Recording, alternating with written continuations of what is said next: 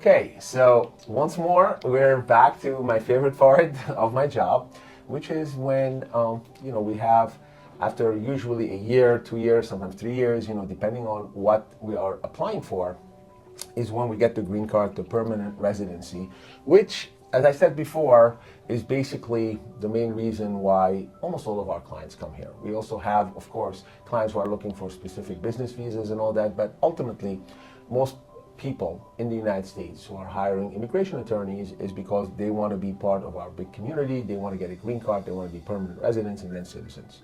And in this instance, I have Sumaiya with me, and in this instance is also an EB-2. We have someone who actually was very well qualified, and so we've had Sumaiya. She's gotten a master's degree from a U.S. university in the medical field, in a public health field, and that's of course what the EB-2 National Interest Waiver Program is all about. Often I'm asked, we do EB-1, EB-2, EB-3. Often I'm asked, well, EB-1, okay, that's what people call the talent visa or the talent green card. That's easy enough, although, there the status is that you have to be extraordinary, and of course only a qualified attorney who has experience in this field, in this area, would understand what a qualified extraordinary alien means. For example, you have to be an extraordinary alien within your community. So if you happen to be from a country, and if you have a talent in singing, in acting, in music, or in sciences, in academics, the standard is that you have to be above the average in your community, right? So in the instance of a musician, he or she would have to meet the criteria, 3 of the 10 criteria of being extraordinary. EB-2 National Interest Waiver is different. That's national interest, and people get confused because the law says that EB-2 NIW is for exceptional or with advanced degree. So people see exceptional, they automatically assume, well, you have to prove that somebody is exceptional. Most of our clients are indeed exceptional, but that's not even the standard, because when you have or in the statute, in a legal statute, that means it's either or.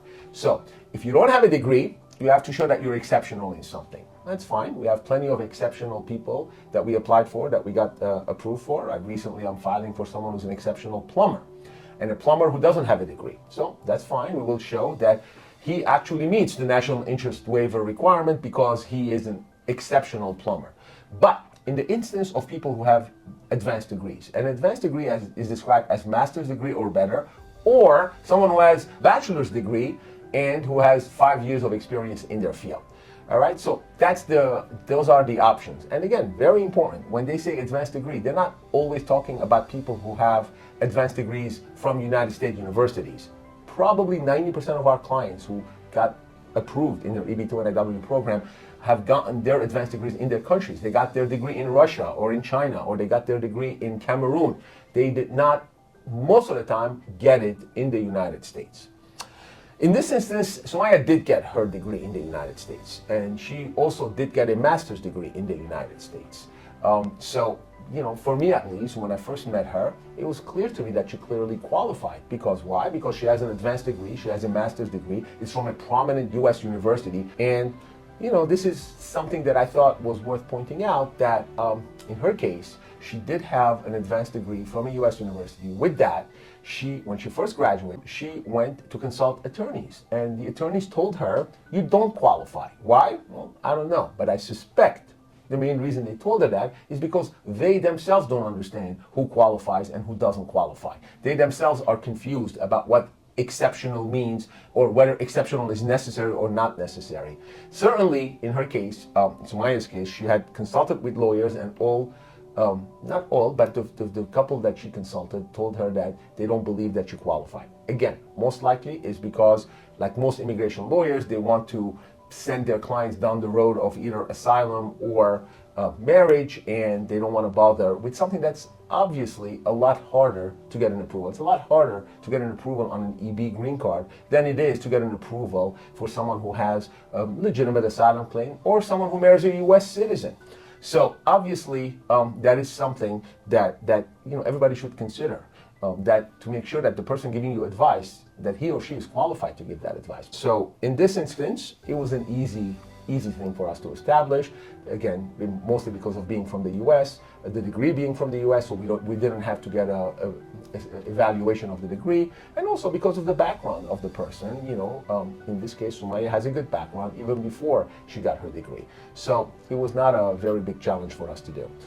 But at the end of the day, so I keep talking, but I just wanted to make sure I gave you your green card, Sumaiya. So congratulations. Thank you. Congratulations. So you more than deserve it. And as I said before, I meant it. You not only got a green card here, but you are in our national interest, right? You are actually in our interest. It is in our interest to have people from all these countries, who qualify, who have gotten the education, who have the background, and who can work. In this instance, it's in health law, healthcare law, and 4 years after the pandemic, we all know how important healthcare law could be, and we all know how public health is such an important thing. Maybe we may not have realized it as much before, but it certainly is. And we also all know that we have a shortage of qualified people who are in this area. So I'm very happy to have been able, to be a part of your journey towards getting, a permanent residence. I wish you good luck. Thank you. I'm sure you will get very good employment in this area. I'm sure you will be very useful. I'm sure you will be in our national interest, just like everybody else who's gotten the EB-2 is. And again, this is what makes me really happy and really satisfied with my job. This is why I have the energy every morning to come in and work for 14 hours and do whatever is necessary, because again, this is what happens. This is the purpose of it, and whenever it works, when all the pieces fall into place, is exactly the right time, to be happy and satisfied about it. So congratulations, and good luck with all your future endeavors in this country. Thank you so much. Thank you. Thank you.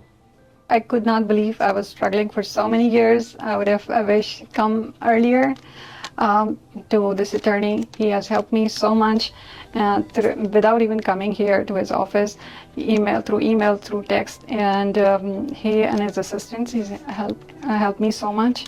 Anyone, if you want to look for EB-2 visas, please come to this attorney. I've been through several others, and they never guided me so well. And I get approved so fast, within a year and a half. Thank you so much.